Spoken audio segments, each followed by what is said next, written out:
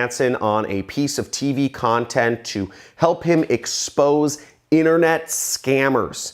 And what I found out was unbelievable, because I know there's a lot of fraudulent opportunities out there, but I just had no idea of the depth and how severe in many cases these work-at-home job opportunities are. Now, money laundering is one of the biggest and most common work-at-home job scams, and something to be very wary of. And I'm going to discuss this in detail, as well as go over some of the major red flags so you don't get embroiled in one of these scams yourself. Now, the way the money laundering scam works is oftentimes a company will post up a job on Craigslist or some other site, some other job site, and it will be looking for somebody to do outsourced payroll or outsourced payroll customer assurance, or something like that. And your job will be to process payments and transfer funds for a supposedly major corporation. The way it works is that the employer says they will be sending you checks, and you will be processing those checks, and you will be writing other checks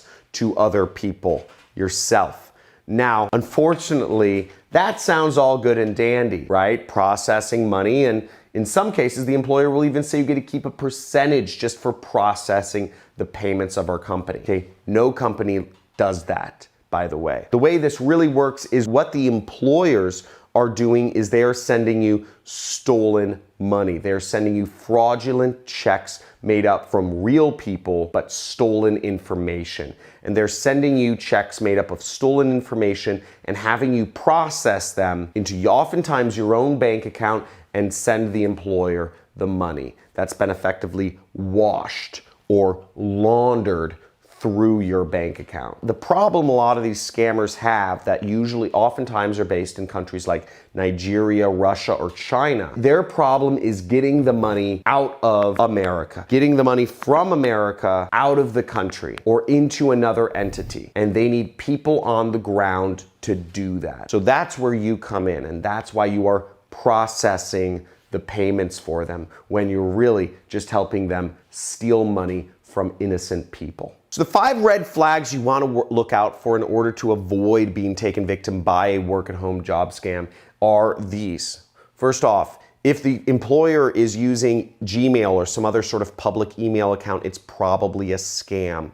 Okay. Number 2, if all of your interviews for this job were done via internet chat or Facebook Messenger, something along those lines, it's probably a scam. Number 3 is if you don't have the full name of your employer and you cannot find them on LinkedIn or some other website where job recruiters all create profiles on, then it's probably a scam. Number 4, if it was too easy to get the job, if there were no skills or nothing really required and you were earning more than minimum wage, it's probably a scam. And number 5 is if there's no website for the company, no social media presence, no Glassdoor reviews, none of that stuff, then it's probably a scam. So watch out for all these red flags when you're coming across work-at-home job opportunities. And remember, by helping people money launder, you can actually go to jail. Okay, so you are a felon in the United States.